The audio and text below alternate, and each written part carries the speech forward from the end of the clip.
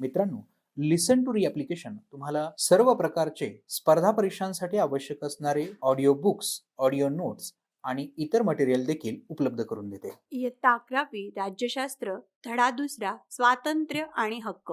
लोकशाहीमध्ये नागरिकांना काही हक्क आणि कर्तव्य असतात. जेव्हा या हक्कांचे आणि कर्तव्यांचे रक्षण केले जाते तेव्हा लोकांना स्वातंत्र्य मिळते असे मानले जाते. हक्क म्हणजे लोकांना शासनामार्फत मिळालेले विशेषाधिकार होय. स्वातंत्र्य हे लोकशाहीचे महत्त्वाचे वैशिष्ट्य आहे. स्वातंत्र्य आणि हक्क या पाठात आपण बंधनांचा अभाव, निवडीचे स्वातंत्र्य, अनुकूल परिस्थितीची उपलब्धता आणि सुखप्राप्ती या संदर्भात स्वातंत्र्याचा अर्थ समजून घेणार आहोत. तसेच स्वातंत्र्याचे नकारात्मक आणि सकारात्मक हे 2 पैलू आणि भारतीय संविधानानुसार स्वातंत्र्य आणि हक्क या संकल्पना समजून घेऊ. स्वातंत्र्य या संकल्पनेचे मुक्तता किंवा स्वराज्य असेही अर्थ निघू शकतात. स्वतंत्र म्हणजे मुक्त असणे, गुलामगिरीतून मुक्तता, जुलमी राजवटीपासूनची सुटका, परकीय सत्तेच्या जोखडातून मुक्तता म्हणजे स्वातंत्र्य होय. स्वातंत्र्य हे व्यक्तीचे, समाजाचे व राष्ट्राचे असते. व्यक्ती विकासासाठी आवश्यक असलेल्या सामाजिक, आर्थिक आणि राजकीय हक्कांनाही स्वातंत्र्य असे म्हटले जाते. माहीत आहे का तुम्हाला? परकीय सत्तेपासून समाजमुक्त असणे म्हणजे राष्ट्रीय स्वातंत्र्य होय. आपला सर्वांगीण विकास घडवून आणण्यासाठी व्यक्तीला आवश्यक असलेले स्वातंत्र्य म्हणजे व्यक्ती स्वातंत्र्य होय. हा राष्ट्रीय स्वातंत्र्य व व्यक्ती स्वातंत्र्यातील फरक आहे. स्वातंत्र्याचे स्वरूप. स्वातंत्र्य या संकल्पनेचे स्वरूप समजून घेताना पुढील विचारवंतांची मते अभ्यासावी लागतील. थॉमस हॉब्स यांच्या मते स्वातंत्र्य हा मनुष्याचा नैसर्गिक अधिकार आहे. एखादी कृती करण्यासाठी व्यक्तीवर कोणतेही बंधन नसणे म्हणजे स्वातंत्र्य होय. ते म्हणतात की मनुष्याला स्वातंत्र्य प्राप्तीसाठी भीती आणि गरज या गोष्टी प्रेरणा देतात. त्यांनी बंधनाचा अभाव म्हणजे स्वातंत्र्य असा अर्थ सांगितलेला आहे. यांचा कालावधी 1588 ते 1679. एक ब्रिटिश तत्त्वज्ञ. जॉन लॉक कालावधी 1632 ते 1704. एक ब्रिटिश तत्त्वज्ञ. लॉक यांच्या मते स्वातंत्र्य हा मनुष्याचा नैसर्गिक अधिकार आहे. त्यांनी नैतिकतेच्या आधारे स्वातंत्र्याची संकल्पना मांडली. नैतिकदृष्ट्या व्यक्तीने इतरांच्या जीवित व स्वातंत्र्याच्या हक्कास हानी पोहोचवू नये. प्रत्येकाने समतेच्या तत्वांचे उल्लंघन न करता स्वातंत्र्याचा उपभोग घ्यावा. स्वातंत्र्य हे मनुष्य जीवनाचे अभिन्न अंग आहे. लॉक यांनी स्वातंत्र्याला जास्त महत्त्व दिले. त्यांच्या मते प्रत्येक व्यक्ती विवेकी आहे, म्हणून त्यांनी सत्सद्विवेक बुद्धीने स्वातंत्र्य उपभोगण्याचे समर्थन केले. मात्र त्यांना अमर्याद स्वातंत्र्याची संकल्पना मान्य नव्हती. त्यांच्या स्वातंत्र्याच्या संकल्पनेत बंधनांचा अभाव आणि निवडीचे स्वातंत्र्य या 2 तत्वांचा समावेश आहे. जॅक्वेस रुसो कालावधी 1712 ते 1778. एक जिनिव्हन तत्त्वज्ञ. रुसो यांनी स्वातंत्र्याचा सामूहिक दृष्टिकोनातून विचार केला आहे. त्यांच्या मते व्यक्तीने संपूर्ण समाजाच्या हितासाठी स्वतःचा स्वार्थ बाजूला ठेवला पाहिजे. त्यांची स्वातंत्र्याची संकल्पना समाजातील व्यक्तीला वर्गव्यवस्था आणि विषमतेपासून स्वातंत्र्य देणारी आहे. त्यांच्या मते विषमता हा स्वातंत्र्य प्राप्तीतील अडथळा आहे. तसेच नागरी आणि राजकीय समाजाच्या उदयामुळे निर्माण झालेल्या अडथळ्यातून व्यक्तीला मुक्तता मिळणे म्हणजे स्वातंत्र्य होय. हे अडथळे पुढील 2 प्रकारात मांडले आहेत. 1. व्यक्तीला सार्वजनिक हिताचा विचार करण्यास रोखणारे अडथळे. 2. समाजातील विषमतेमुळे निर्माण होणारे अडथळे. रुसो म्हणतात मनुष्य हा जन्मतःच स्वतंत्र आहे, परंतु तो स्वतंत्र शृंखलांमध्ये बंदिस्त आहे, असे रुसो यांचे मत आहे. रुसो यांचा जन्म जिनिव्हामध्ये झाला. त्यांना फ्रेंच राज्यक्रांतीचा जनक मानतात. रुसो यांनी हॉब्स आणि लॉकप्रमाणे स्वातंत्र्याला नैसर्गिक अधिकार मानले नाही. समाज एकत्रित येऊन नागरिकांच्या जीविताचे व हिताचे संरक्षण करतो. रुसो यांनी सामाजिक विषमतेपासून मुक्ततेच्या स्वातंत्र्याचा विचार मांडला. त्यांच्या मते स्वातंत्र्याच्या संकल्पनेत पर्याय निवडण्याचे स्वातंत्र्य आणि अनुकूल परिस्थितीत उपलब्धता महत्त्वाची आहे. आमचे असेच ऑडिओ लेक्चर ऐकत राहण्यासाठी तुम्ही या ऑडिओ सोबतच्या लिंकवर क्लिक करून प्ले स्टोअरवरून आपले ॲप्लिकेशन डाउनलोड करू शकता. जेरेमी बेथॅम यांनी सुखप्राप्तीच्या दृष्टिकोनातून स्वातंत्र्याचा अर्थ स्पष्ट केला. त्यांनी स्वातंत्र्य आणि सुख यांचा परस्परांशी संबंध जोडला. सुख प्राप्त होण्यासाठी आणि दुःख टाळण्यासाठी स्वातंत्र्य आवश्यक आहे असा विचार त्यांनी मांडला. जेरेमी बेथमच्या विचारात अधिकतम लोकांचे अधिकतम सुख हा मूलमंत्र होता. यास नकारात्मक स्वातंत्र्य असे म्हटले जाते. जेरेमी बेंथम 1748 ते 1832 एक ब्रिटिश तत्त्वज्ञ. जॉन स्टुअर्ट मिल 1806 ते 1873 एक ब्रिटिश तत्त्वज्ञ. मिल यांनी स्वातंत्र्याच्या संकल्पनेत व्यक्तीच्या स्वातंत्र्याचे समर्थन केले आणि राज्याच्या अमर्यादित अंकुशाचा विरोध केला. त्यांनी दिलेली स्वातंत्र्याची संकल्पना म्हणजे व्यक्तिशः स्वतःच्या शरीरावर आणि बुद्धीवर म्हणजे मनावर व्यक्तीचा पूर्ण अधिकार आहे. मिलचे स्वातंत्र्यावरचे मुद्दे आजही समर्पक आहेत. त्यांना स्वातंत्र्यविषयक विचार ऑन लिबर्टी या ग्रंथात पाहायला मिळतो. स्वातंत्र्याच्या दोन संकल्पना. इसाया बर्लिन 1909 ते 1997 रशियन ब्रिटिश तत्त्वज्ञ आणि इतिहास तज्ज्ञ. इसाया बर्लिन यांनी 1958 मध्ये प्रकाशित केलेल्या स्वातंत्र्याच्या दोन संकल्पना टू कन्सेप्ट्स ऑफ लिबर्टी या निबंधामध्ये नकारात्मक व सकारात्मक स्वातंत्र्य या दोन संकल्पना मांडल्या आहेत. सकारात्मक स्वातंत्र्य ही संकल्पना आधुनिक उदारमतवादी विचारप्रणालींमधून घडलेली आहे, तर नकारात्मक स्वातंत्र्य ही संकल्पना अभिजात उदारमतवाद आणि नव उदारमतवाद या दोन विचारप्रणालींच्या प्रभावातून घडलेली आहे. इसाया बर्लिन यांच्या मते स्वातंत्र्य बंधनरहित असते. माहीत आहे का तुम्हाला काही संकल्पनांचे थोडक्यात वर्णन? उदारमतवाद ही एक राजकीय विचारधारा आहे. व्यक्तिवाद हा या विचारधारेच्या गाभ्याशी आहे. व्यक्तिवाद, विवेकवाद, स्वातंत्र्य, न्याय आणि सहिष्णुता ही उदारमतवादाची मूलभूत मूल्ये आहेत. अभिजात उदारमतवाद हा किमान शासन या कल्पनेवर आधारलेला आहे.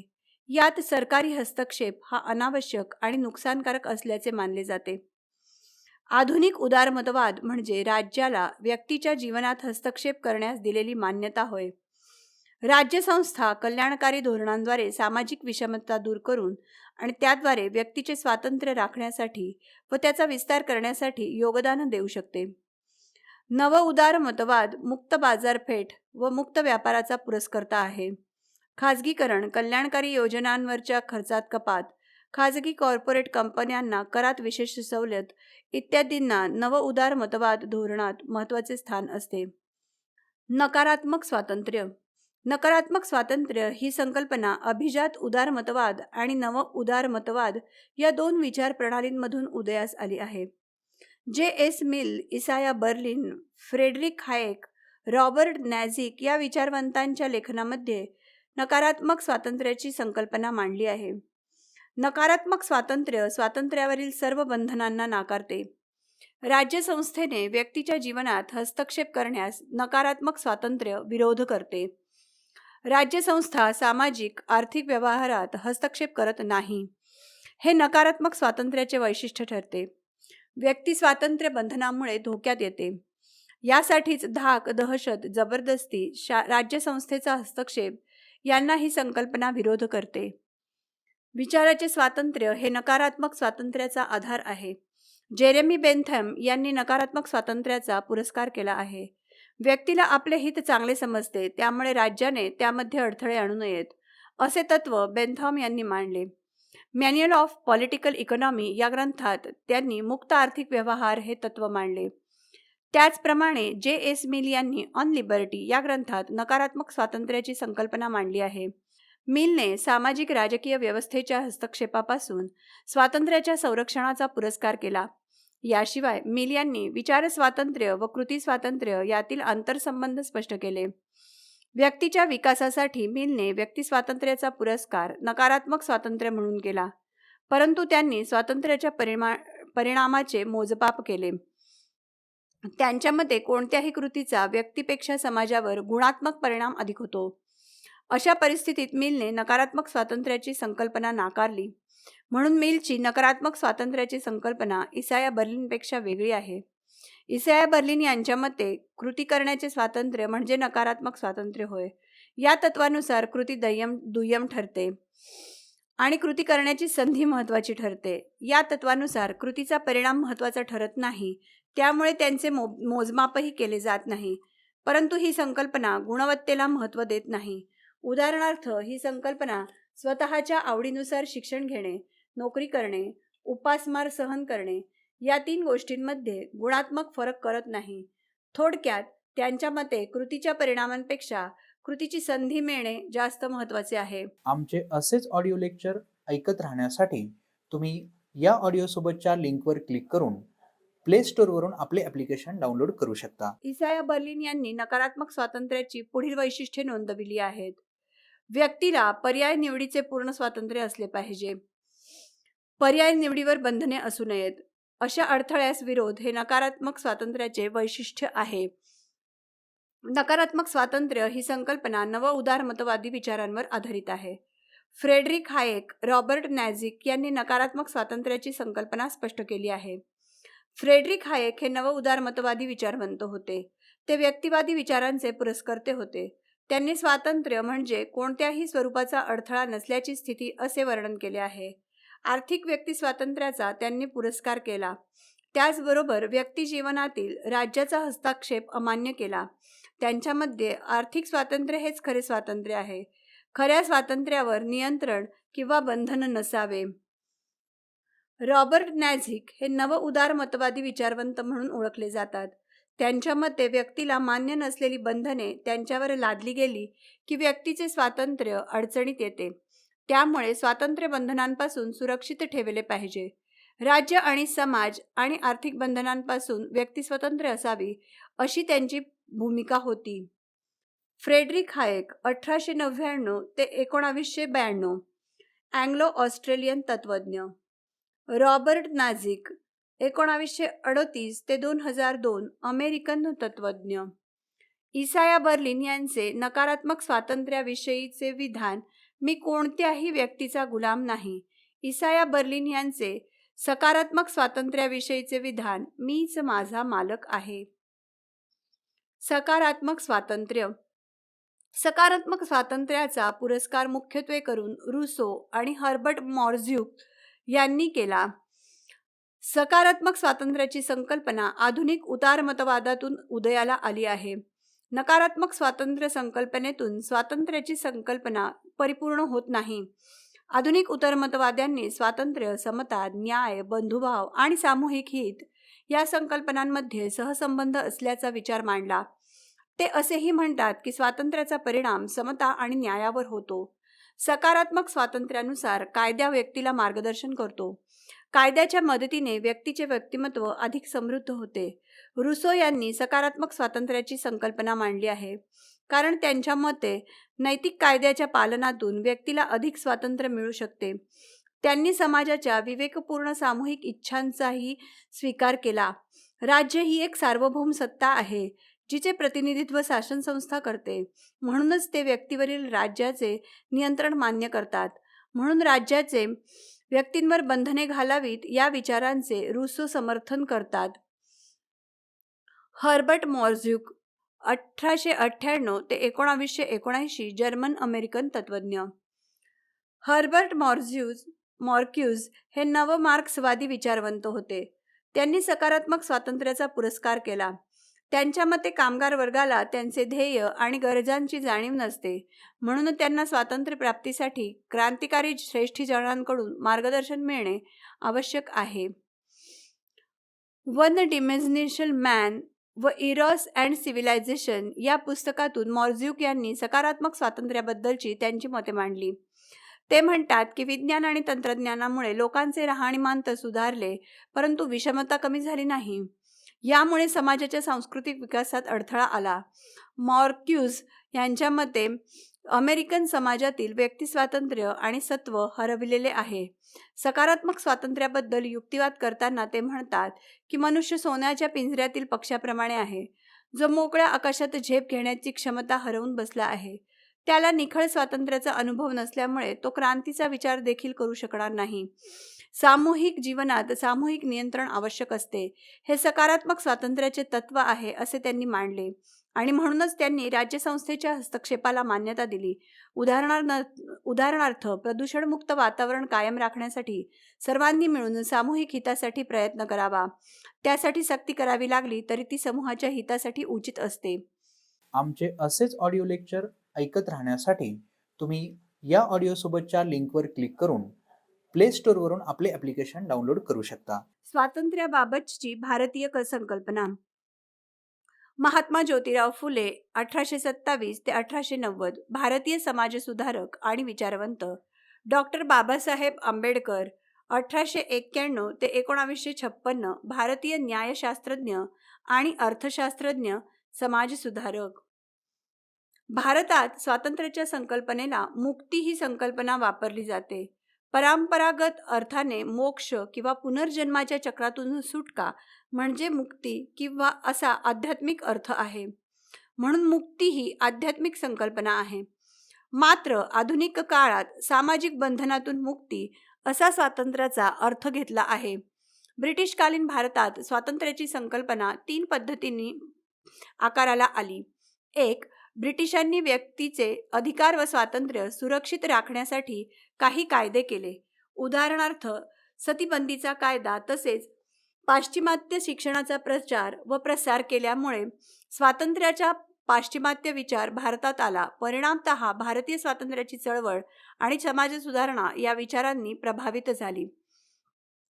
2. महात्मा फुले आणि डॉक्टर बाबासाहेब आंबेडकरांनी भारतीय समाजाच्या संदर्भाने स्वातंत्र्याच्या अर्थाचे विविध पैलू सांगितले आहे. पहिला अर्थ म्हणजे जातीय विषमतेतून मुक्ती म्हणजेच स्वातंत्र्य होय. याचबरोबर सामाजिक बंधनापासूनचे स्वातंत्र्य हा पैलू देखील त्यांनी महत्त्वाचा मानला. याशिवाय काही व्यक्तींना समाज जीवनात दुय्यमत्वाला सामोरे जावे लागत होते. या दुय्यमत्वाचा अंत हाही स्वातंत्र्याचा पैलू होय असेही त्यांनी मांडले. उदाहरणार्थ अपमान आणि अवहेलना यांचा अंत, स्त्री पुरुष विषमतेचा अंत आणि उच्च नीचतेचा अंत, जातीय वर्चस्वापासून निम्न जातींची मुक्ती असा स्वातंत्र्याचा अर्थ त्यांनी सांगितला. महात्मा गांधींनी स्वातंत्र्यासाठी स्वराज्य ही संकल्पना स्वीकारली. ही संकल्पना त्यांनी हिंद स्वराज्य या पुस्तकातून मांडली. स्वराज्य या संकल्पनेत स्व आणि राज अशा 2 संकल्पनांचा समावेश केला आहे. स्वतःवर राज्य म्हणजे स्वराज्य. त्यांची स्वराज्य ही संकल्पना व्यापक होती. त्यांना केवळ ब्रिटिश सत्तेपासून स्वातंत्र्य अपेक्षित नव्हते, तर पाश्चिमात्य सांस्कृतिक वर्चस्वापासून मुक्ती असाही स्वातंत्र्याचा अर्थ अपेक्षित होता. स्वराज म्हणजे मानवी मूल्ये पायदळी तुडविणाऱ्या स्वयंप्रतिष्ठा परत मिळवणे होय. या संकल्पनेत स्वयंशासन, स्वयंशिस्त व मानवी मूल्य या गोष्टींना अधिक महत्त्व होते. महात्मा गांधी 1869 ते 1948 भारतीय स्वातंत्र्य चळवळीचे नेते. हक्क. मनुष्याला जगण्यासाठी काही हक्कांची आवश्यकता असते. तसेच उच्चतम व्यक्तिमत्व विकासासाठी काही विशिष्ट हक्क आवश्यक असतात. हॅरॉल्ड लास्की यांच्या मते हक्क म्हणजे सामाजिक जीवनातील अशी परिस्थिती की ज्याच्याशिवाय कोणतीही व्यक्ती स्वतःचे जीवन उत्तम प्रकारे जगू शकणार नाही. हक्कांचे खालीलप्रमाणे वर्गीकरण करता येईल. 1. नैसर्गिक हक्क. नैसर्गिक हक्क हे मानवी स्वभावाचे आणि विवेकाचे अभिन्न अंग आहे. त्यांचे स्वरूप सार्वत्रिक आहे. जीविताचा हक्क आणि स्वातंत्र्याचा हक्क ही नैसर्गिक हक्कांची उदाहरणे आहेत. 2. नैतिक हक्क. नैतिक हक्क व्यक्ती आणि समाजाच्या सद्सद्विवेक बुद्धीवर आधारलेले असतात. उदाहरणार्थ शिक्षक आणि वडीलधाऱ्या व्यक्तींना आदर मिळणे हा त्यांचा नैतिक हक्क आहे. वैधानिक हक्क. वैधानिक हक्क राज्याकडून लोकांना दिले जातात. साधारणतः त्या हक्कांचे कायद्याच्या भाषेत संहितीकरण केलेले असते. या हक्कांचे स्वरूप सार्वत्रिक नसते. वेगवेगळ्या देशातील वेगवेगळे शासन त्यांच्या जनतेला कोणते हक्क द्यायचे ते ठरवतात. वैधानिक हक्कांची अंमलबजावणी कायद्याद्वारे केली जाते. वैधानिक हक्कांचे 2 प्रकार आहेत. ते खालीलप्रमाणे. नागरी हक्क. नागरी हक्क व्यक्ती आणि व्यक्तींची मालमत्ता यांच्याशी संबंधित असतात. नागरी हक्कांमध्ये जीविताचा हक्क, स्वातंत्र्याचा हक्क, समतेचा हक्क आणि मालमत्तेचा हक्क यांचा समावेश होतो. राज्यांकडून नागरी हक्कांचे संरक्षण केले जाते. राजकीय हक्क. राजकीय हक्क व्यक्तींना राजकीय प्रक्रियेत सक्रिय सहभाग घेण्याची संधी देतात. मतदानाचा हक्क, निवडणूक लढवण्याचा हक्क, सार्वजनिक पदग्रहण करण्याचा हक्क, शासनावर टीका आणि विरोध करण्याचा हक्क इत्यादींचा समावेश राजकीय हक्कांमध्ये होतो. सामान्यतः लोकशाही राज्यात नागरिकांना राजकीय हक्क मिळतात. अमेरिकन स्वातंत्र्याच्या जाहीरनाम्याचा सरनामा. आम्ही हे स्वयंसिद्ध सत्य उचलून धरतो की सर्व व्यक्ती जन्मतः समान आहेत. निर्मात्यांनी त्यांना हिरावून घेता न येणारे हक्क दिले आहेत, ज्यामध्ये जीविताचा हक्क, स्वातंत्र्य आणि सुखप्राप्तीचे हक्क यांचा समावेश होतो. मानवी हक्क. प्रत्येक व्यक्तीला मानव म्हणून काही मूलभूत हक्क मिळतात. त्यांना मानवी हक्क म्हणतात. हे हक्क आपल्याला जन्मतःच मिळतात. ते आपल्यापासून कोणीही हिरावून घेऊ शकत नाही. ते आपल्याला कोणा समाजाने किंवा राज्यकर्त्याने दिलेले नसतात. म्हणजेच मानवी हक्क आपल्यापासून विलग करता येत नाही. मानवी हक्क हे नैसर्गिक असतात. ते न्यायावर आधारित असतात. मानवी हक्क सार्वत्रिक आहेत आणि सामाजिक भेदभाव न करता सर्व मानवांना हे हक्क दिले जातात. माणसातील मानवी गुणांचा, बुद्धिमत्तेचा व कौशल्यांचा विकास होण्यासाठी या हक्कांची गरज असते. तसेच माणसाची व मानवी आयुष्याची प्रतिष्ठा आणि मूल्य यांचे संवर्धन होण्यासाठी हे हक्क असणे आवश्यक मानले आहेत. आमचे असेच ऑडिओ लेक्चर ऐकत राहण्यासाठी तुम्ही या ऑडिओसोबतच्या लिंकवर क्लिक करून प्ले स्टोअरवरून आपले ॲप्लिकेशन डाउनलोड करू शकता. मानवी हक्कांमध्ये जीवितेचा, उपजीविकेचा, अभिव्यक्ती स्वातंत्र्य याबरोबर संघटना स्थापनेचे स्वातंत्र्य यांचाही समावेश होतो. हे हक्क काळानुसार विकसित होणारे आहेत. म्हणूनच आज आपण केवळ नागरी आणि राजकीय हक्कांचा विचार करत नाही, तर माहितीचा अधिकार आणि प्रदूषणमुक्त पर्यावरणाचा अधिकार यासारख्या हक्कांची पण चर्चा करतो. 10 डिसेंबर 1948 रोजी संयुक्त राष्ट्राने मानवी हक्कांचा वैश्विक जाहीरनामा घोषित केला. या जाहीरनाम्यात नैसर्गिक आणि नागरी हक्कांचा समन्वय साधण्याचा प्रयत्न केला आहे. शिवाय मानवाला आवश्यक असलेले स्वातंत्र्य, समता, न्याय आणि बंधुभाव यांचा समावेश केला आहे. मानवी हक्कांची अंमलबजावणी करण्यासाठी सामाजिक, राजकीय आणि आर्थिक परिस्थिती अनुकूल असणे गरजेचे असते. मानवी हक्कांची अंमलबजावणी करणे अवघड असते. म्हणून जगात अनेक देशांमध्ये मानवी हक्कांची पायमल्ली होताना दिसते. अमेरिकेत अजूनही कृष्णवर्गीय लोक समान दर्जा मिळण्यासाठी लढत आहे. भारतात अजूनही जातीच्या आधारावर भेदभाव केला जात असल्याचे दिसून येते. अनेक देशात स्त्रिया आणि बालकांची स्थिती दयनीय आहे. त्यांना त्यांचे हक्क मानवी हक्क जाहीरनाम्याप्रमाणे मिळत नाही. भारतीय संविधानातील हक्क आणि स्वातंत्र्याची संकल्पना. भारतीय संविधानाच्या 3ऱ्या भागात मूलभूत अधिकार स्पष्ट केले आहेत. हे मूलभूत अधिकार खालीलप्रमाणे: समानतेचा हक्क, स्वातंत्र्याचा हक्क, शोषणाविरुद्धचा हक्क, धार्मिक स्वातंत्र्याचा हक्क, सांस्कृतिक व शैक्षणिक हक्क, घटनात्मक उपाययोजना करण्याचा हक्क. माहीत आहे का तुम्हाला, शिक्षणाच्या अधिकाराचा समावेश मूलभूत हक्काच्या यादीत 2002 साली झालेल्या 86व्या घटना दुरुस्तीने करण्यात आला. प्रत्यक्षात मात्र 2009 साली मान्यता देऊन एप्रिल 2010 पासून याची अंमलबजावणी सुरू झाली.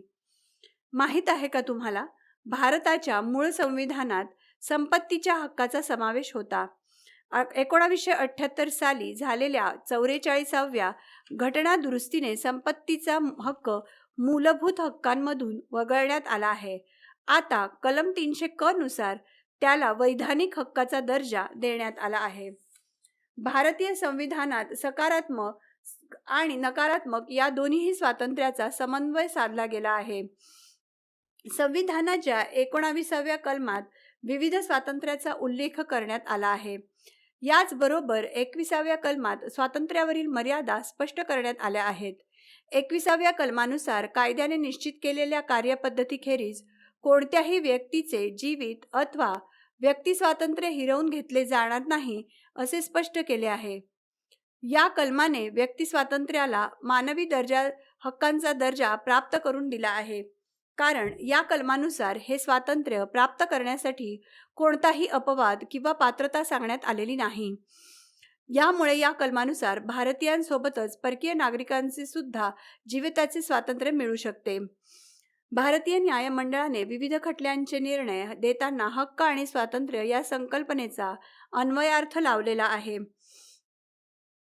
स्वातंत्र्य प्रत्यक्ष व्यवहारात उतरवताना न्यायव्यवस्थेने लावलेला अन्वयार्थ जास्त महत्त्वाचा ठरतो. उदाहरणार्थ 1963 साली खडकसिंग विरुद्ध उत्तर प्रदेश सरकार खटल्यात सर्वोच्च न्यायालयाने स्पष्ट केले की व्यक्तीला भारतभर संचार स्वातंत्र्य राहील. 1981 साली फ्रान्सिस कोरॉली मुलीन विरोधी दिल्ली केंद्रशासित प्रदेश या खटल्यात सर्वोच्च न्यायालयाने स्वातंत्र्याचा अधिक व्यापक अर्थ स्पष्ट केला आहे. जीविताच्या अधिकाराचा अर्थ त्यांनी मानवी प्रतिष्ठेच्या अधिकाराशी जोडला.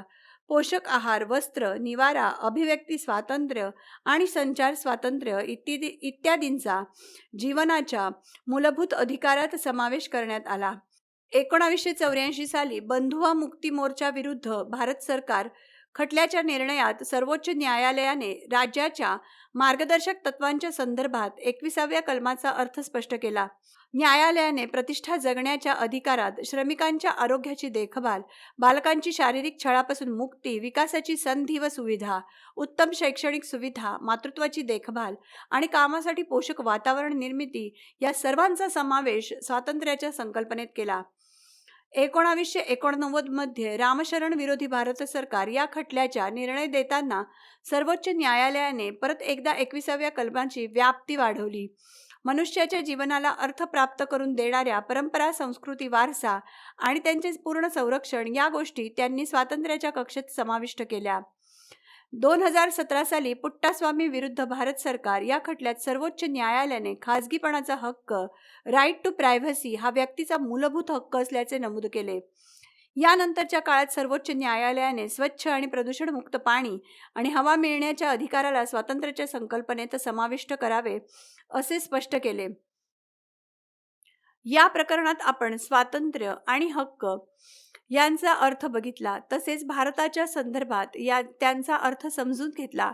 पुढच्या प्रकरणात आपण समता आणि न्याय या दोन संकल्पना अभ्यासणार आहोत.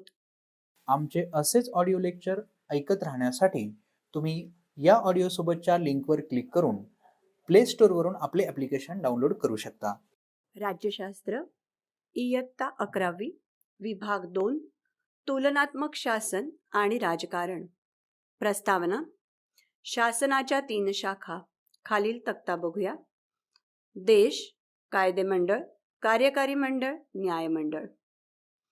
कायदेमंडळ कायदे तयार करते.